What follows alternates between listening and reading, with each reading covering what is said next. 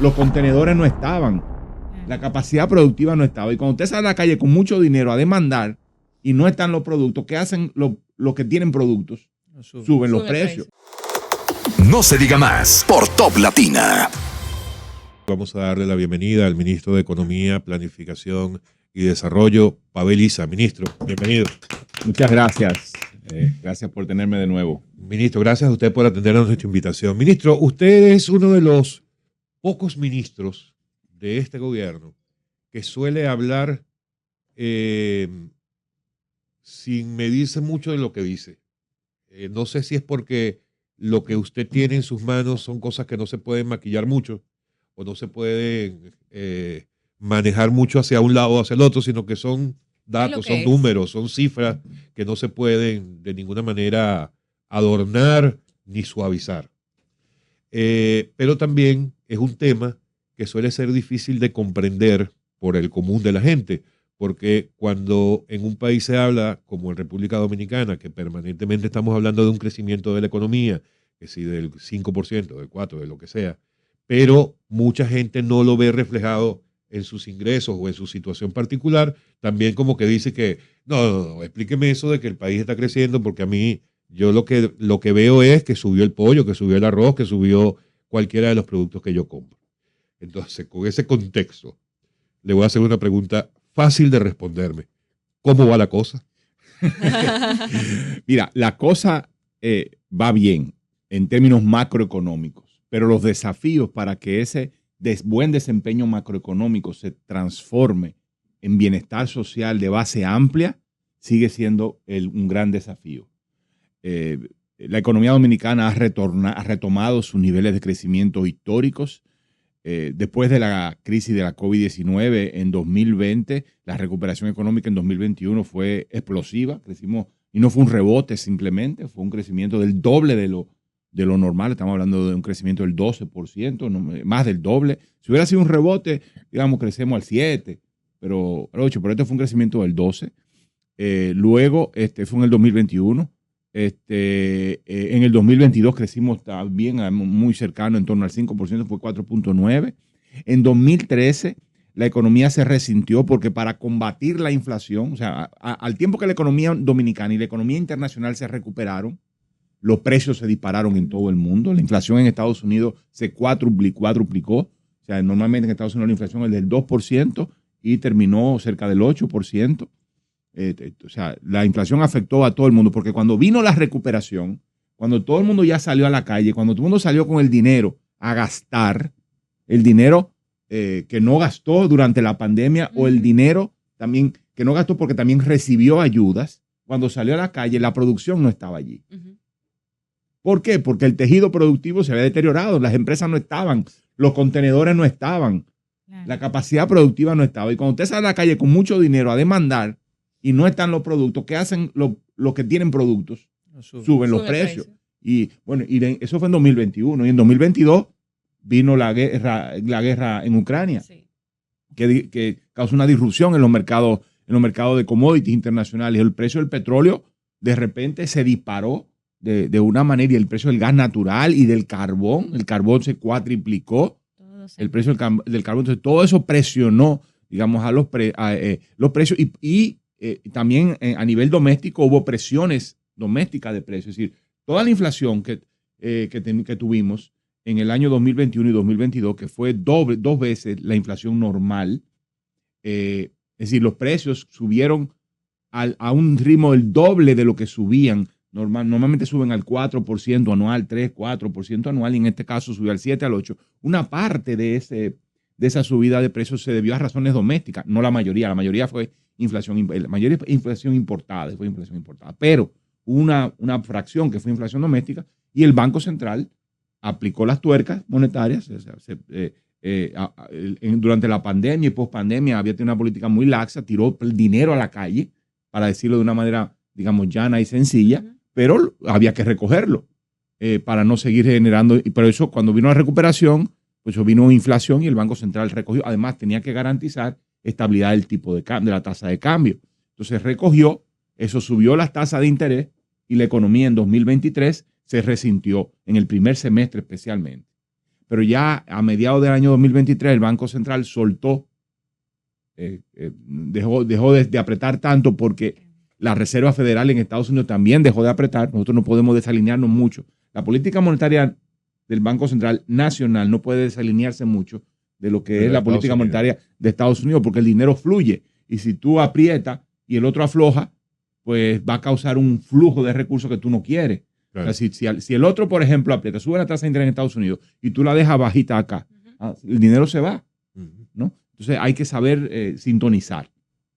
Entonces, pero ya en el segundo semestre del 2023, cuando ya el Banco Central aflojó, porque en la Reserva Federal también aflojó y ya la inflación estaba aplacada, entonces la economía se empezó a recuperar. Entonces, la economía ha venido creciendo en promedio. Ya este año estamos creciendo cerca del 5% otra vez y la inflación está por debajo del 4%. Hemos retornado a la normalidad macroeconómica con alto crecimiento y baja inflación, no sin haber pasado por un periodo turbulento, 2 años de alta inflación, como en el resto del mundo, y 1 año de bajo crecimiento. Pero en promedio tenemos que lidiamos con la inflación, derrotamos la inflación a un costo muy elevado, debo decir, porque hubo que meter también muchos subsidios para evitar que los precios subieran. Y cuando usted mete subsidio, usted sabe qué está haciendo. Está sacando dinero de donde usted no quisiera sacar, de inversión en agua, inversión en salud, para evitar que los precios suban más de lo que subieron, ¿ya?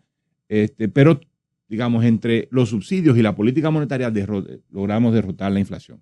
Ahora bien, y eso implicó en promedio, en general, que lográramos, que lo hayamos logrado, que los ingresos de la población aumentaran más que la inflación. Eso ha pasado en este periodo. A pesar de todo, los ingresos han venido aumentando más que la inflación. La gente puede decir, yo no lo siento y demás. Pero bueno, precisamente eso le decía, ministro, pero ¿cómo así que ha aumentado? O sea, ¿esto aplica para todos? Porque, no por ejemplo, en el todos. sector público, un empleado del sector público va a decir, pero ¿cómo así? Los servidores públicos que somos nosotros, yo creo que ha sido el único sector de la economía que ha visto reducir el poder de compra de sus salarios, porque no han habido ajustes salariales en el sector público. Pero es público. Importante que estén claros con eso, hay que tomar medidas.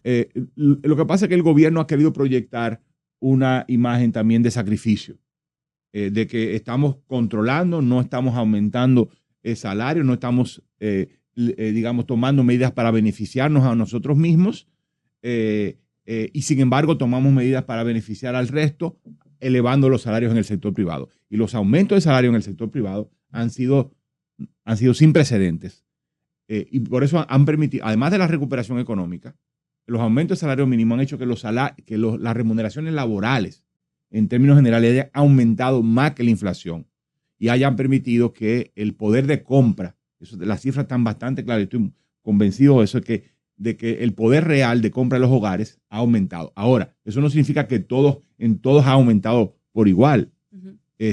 Hay unos que han aumentado más y hay otros que han aumentado menos. Esa es la lógica que tenemos que derrotar, que tenemos que transformar, de que los beneficios del crecimiento y en este caso de la recuperación se distribuyen de forma inequitativa. Hay en algunos hogares, especialmente los más pobres, donde los aumentos de ingresos han sido menos veloces y en otros han sido más veloces. Debo confesarle, ministro, que me preocupa un poco esta visión de sacrificio, porque no todo el que es servidor público tiene una buena posición en el sector, sino que hay una clase social más baja.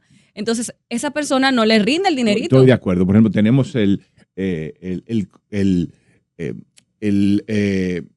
diría compromiso, o tenemos el desafío, tenemos la responsabilidad de elevar los salarios, especialmente los salarios mínimos en el sector público. Muy bien. Y voy a decir por dos razones.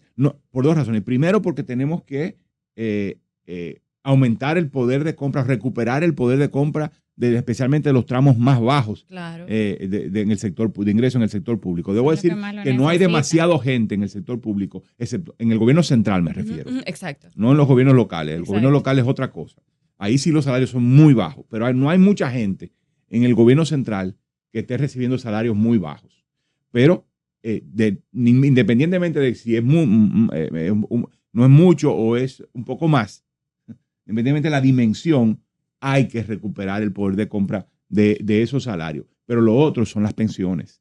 las pensiones del sector público. El valor de las pensiones en el sector público, las pensiones mínimas, se ajustan por el salario mínimo y son pensiones realmente muy bajas. Claro, son de 10,000 pesos. Antes eran de 5,000 pesos, ahora son de 10,000 pesos. Esas pensiones hay que perdón. No, eso es lo que te dice, hay que seguir trabajando. Que no hay que subir el salario mínimo del sector público. Eso lo hemos estado discutiendo. Habrá que tomar medidas, pero la situación fiscal también es muy apremiante. Estamos muy restrictiva. Y cuando tú tomas una decisión de aumentar aún el salario mínimo en el sector público para ajustar las pensiones, a alguien le está quitando recursos. Se lo está quitando a agua, se lo está quitando a salud, se lo está quitando a infraestructura vial. Entonces, son decisiones muy difíciles que hay que tomar en un contexto de mucha restricción. Pero hay una oportunidad con una posible reforma fiscal de contemplar eso en el... Sí, bueno, primero hay que, ciertamente, la reforma fiscal deberá ser parte de un conjunto más amplio de reformas. A veces nos concentramos demasiado en la reforma tributaria, en la reforma de los impuestos, la más visible, pero hay que pensarla en sentido más amplio.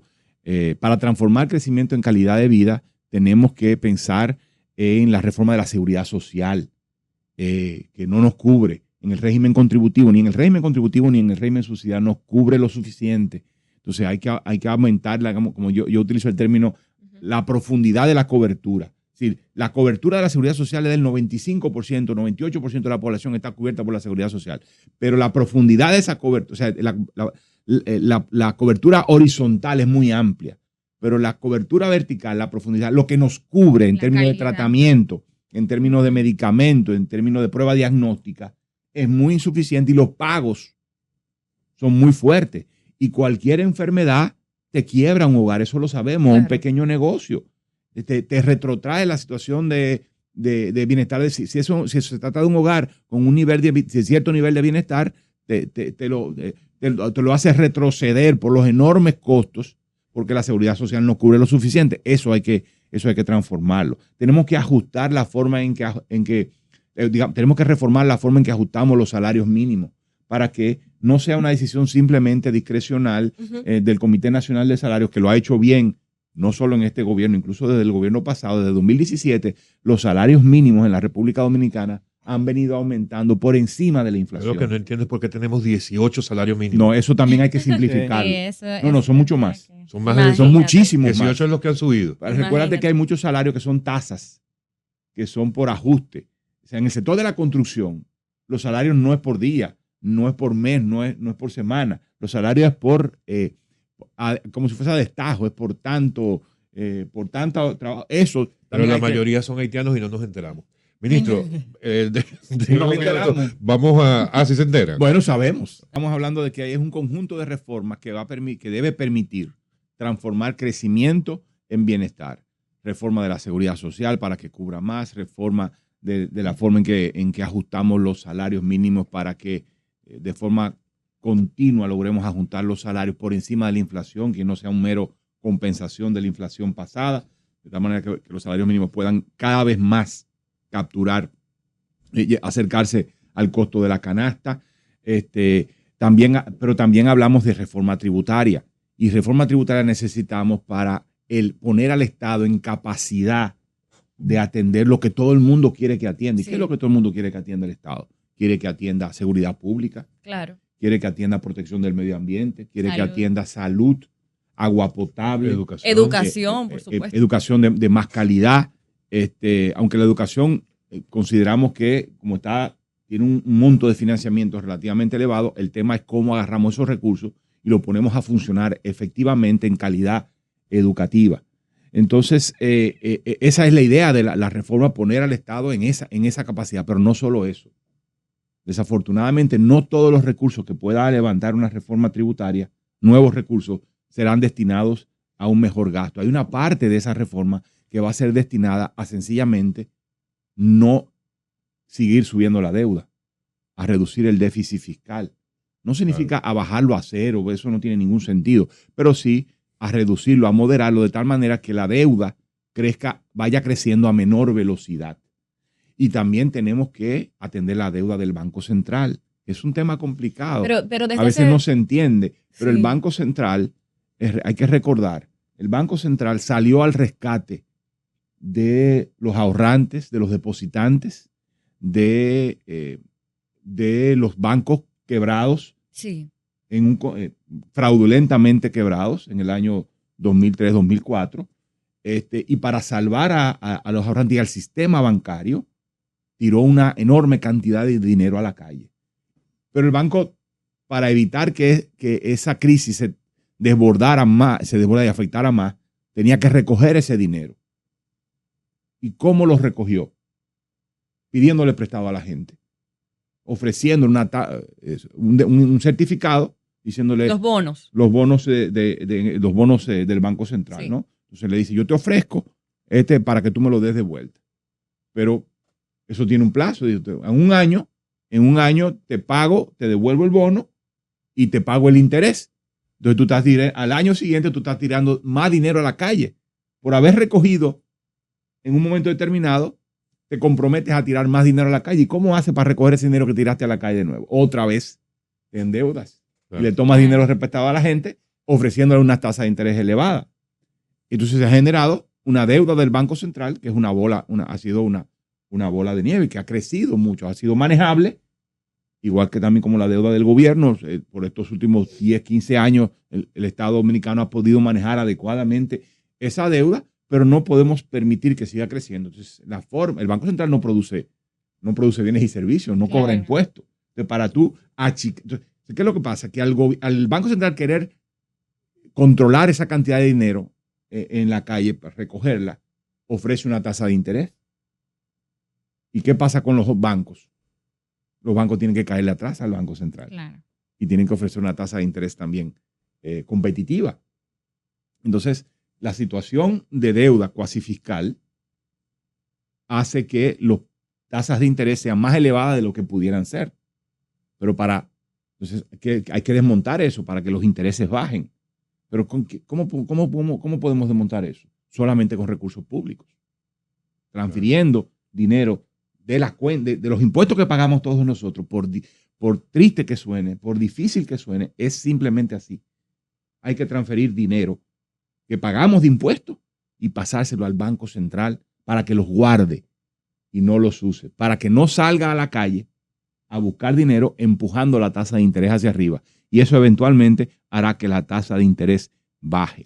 Entonces, respondiendo a tu pregunta, todo el dinero de la reforma no va a ser no sería para atender solamente la demanda de servicios de la población, sino que hay una parte que lo que va a procurar es mantener la estabilidad macroeconómica, que las cuentas públicas, reducir la presión sobre las cuentas públicas, reducir la demanda de deuda, tanto del Banco Central como del gobierno, Una clase de economía. y garantizar la estabilidad Sí. macroeconómica. Y que la gente sienta que esto no se va a desguañangar también. Y que los inversionistas sientan que esto no se va a desguañangar. Y si el inversionista tiene certeza de que el gobierno tomó medidas para ir paliando, bajando la deuda del Banco Central y reduciendo eventualmente el peso de la deuda y de los intereses de la deuda, en el gobierno central va a decir, esto va a estar bien por un rato, yo puedo invertir en ese país porque no hay riesgo. Y eso eleva los empleos, que es lo que queremos. Ahora, ministro, ¿qué rol juega el Plan Meta 2036 en todo esto? Mira, es como llegar a la luna.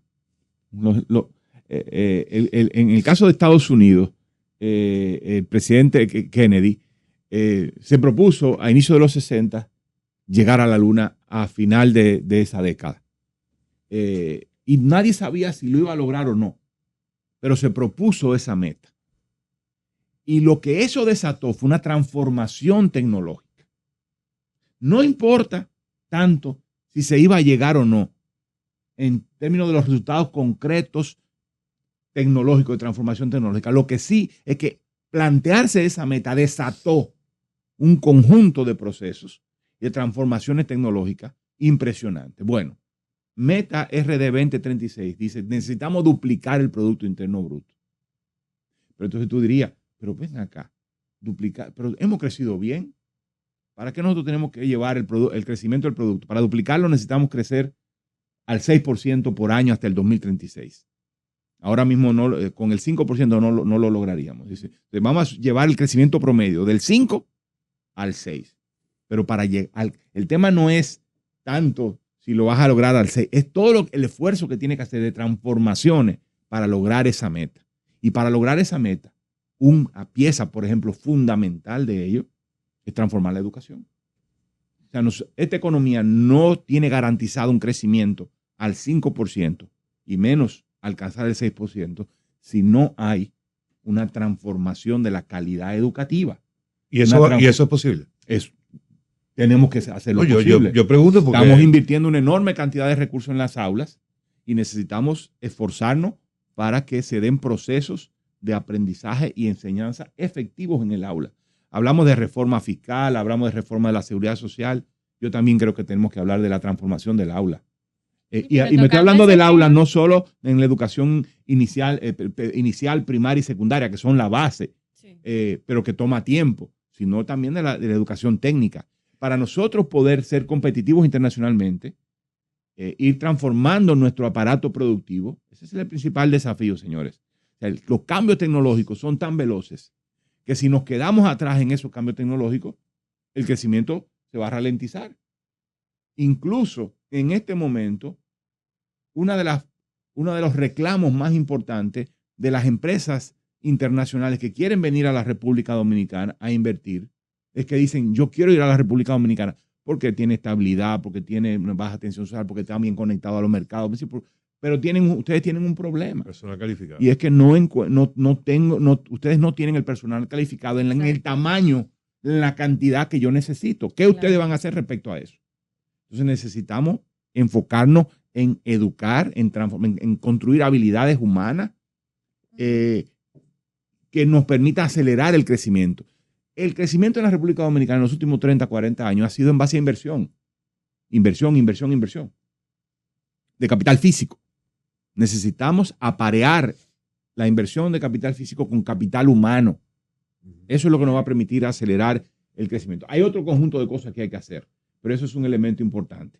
Entonces, la respuesta en Meta 2036 lo que está diciendo es vamos a duplicar el PIB, vamos a acelerar el crecimiento, pero vamos a ver cuáles son las transformaciones que tenemos que hacer para alcanzar esa meta y cuáles son los proyectos específicos, incluso estoy hablando de proyectos que están dentro del marco de la iniciativa de la Estrategia Nacional de Desarrollo. No estoy hablando de algo desconectado. La Estrategia Nacional de Desarrollo te plantea el país que quieres. Lo que le falta son también las concreciones. ¿Cuáles son los proyectos específicos que tú tienes que impulsar, incluyendo, como dije, el tema educativo, en áreas específicas, en territorios específicos, en especialidades específicas, que te permitan darle tracción a la estrategia y darle tracción al objetivo de duplicar el Producto Interno Bruto. Y ese gasto en educación, esa inversión en educación se debe hacer más que en las infraestructuras y en los salarios de los docentes, claro, en esos programas y sistemas, que asegurarse de que sean de calidad y que desde la educación muy, muy, muy básica se despierte esa curiosidad en los niños para que puedan entonces aprovechar todas esas oportunidades que les va a brindar el Estado en ese caso. La pregunta 100% de acuerdo. Ahí tenemos que invertir mucho más en formación docente. Sí. Ese es el desafío. Formación docente. Transformación de las habilidades, de las capacidades de los maestros y de la maestra y de motivación. Pero también necesitamos una sociedad que esté vigilante, señores. Sí, claro. Ajá, pero fíjese, ministro, y escúcheme, porque yo le lo interrumpí diciéndole, pero es posible. Yo sé que es posible. Quizás la pregunta es... ¿Cómo hacerlo?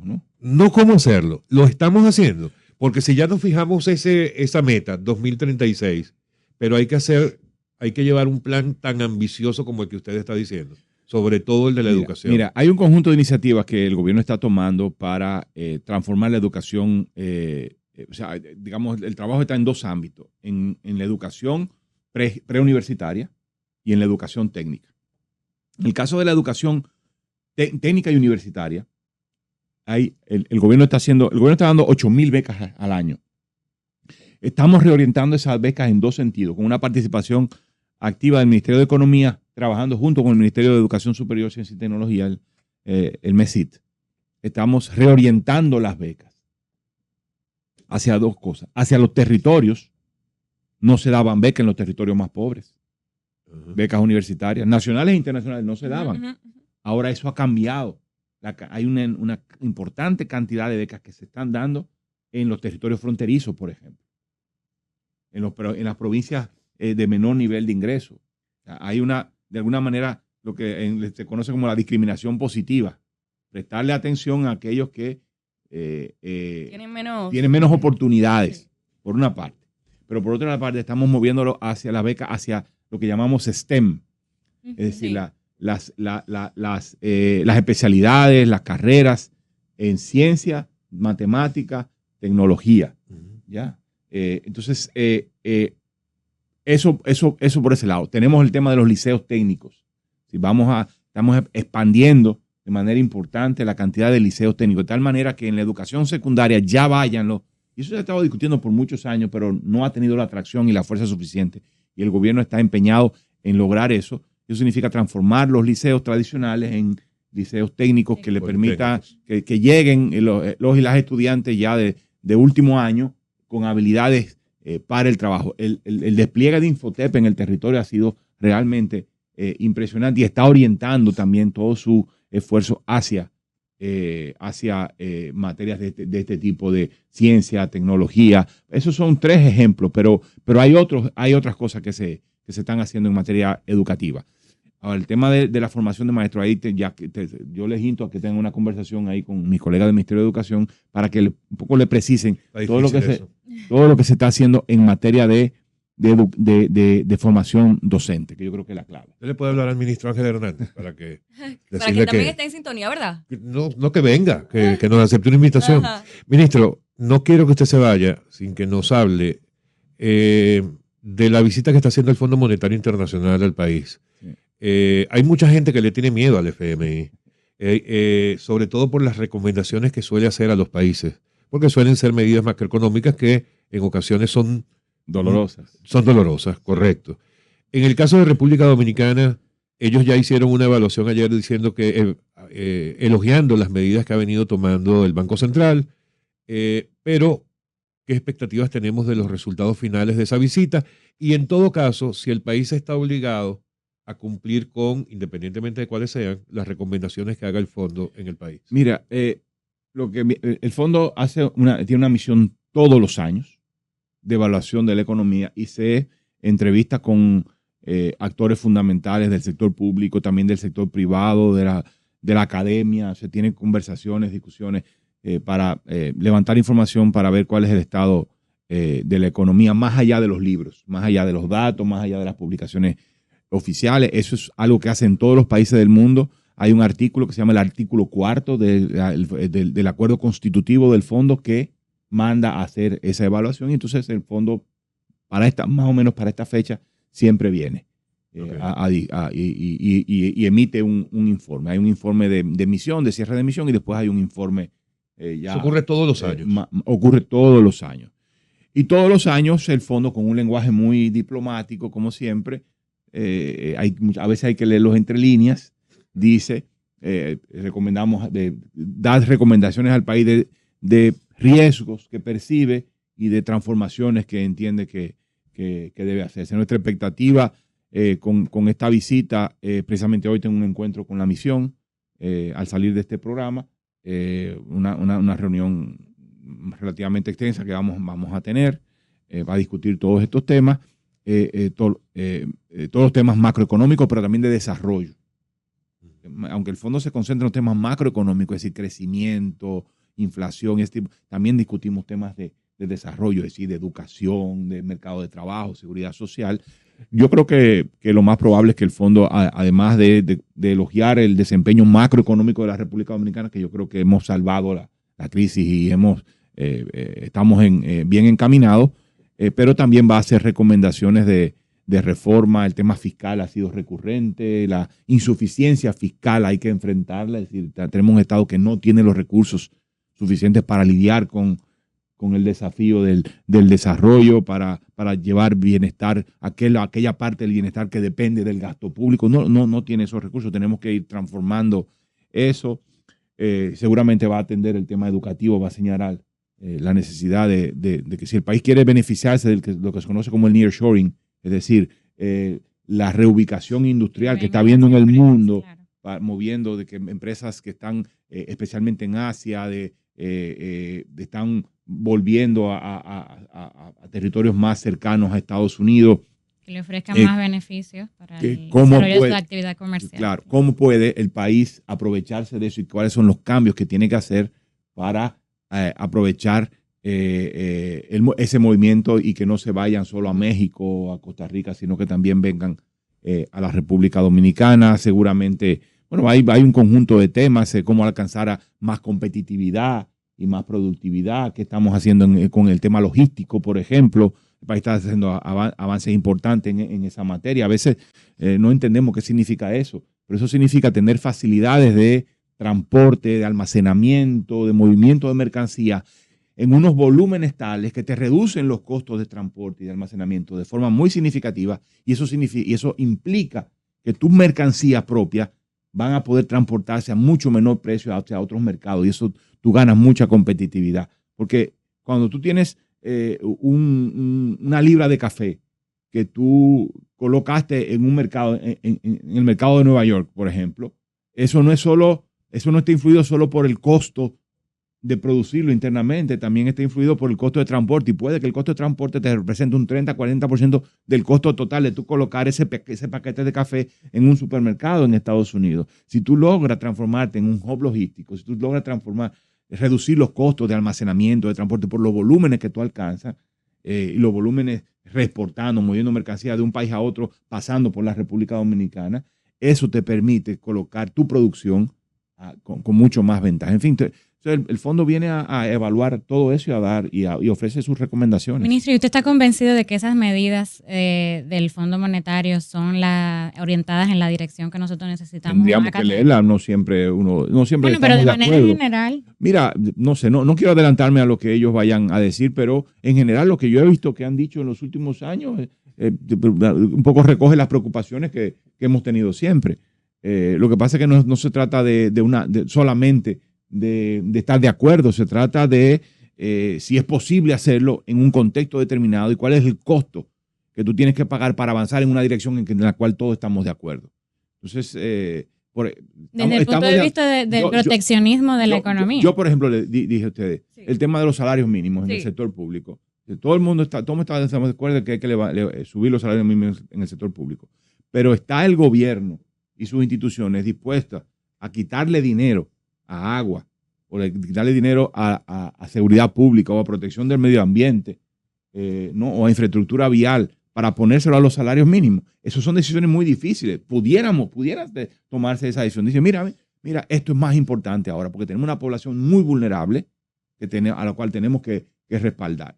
Sí, y eso puede ser, pero la decisión no es fácil porque es quitarle dinero a INAPA, a la casa, a Corazán o a Obras Públicas. Es decir, mira, este año no vas a tener tanto como el año pasado porque tengo que elevar los salarios y las pensiones mínimas.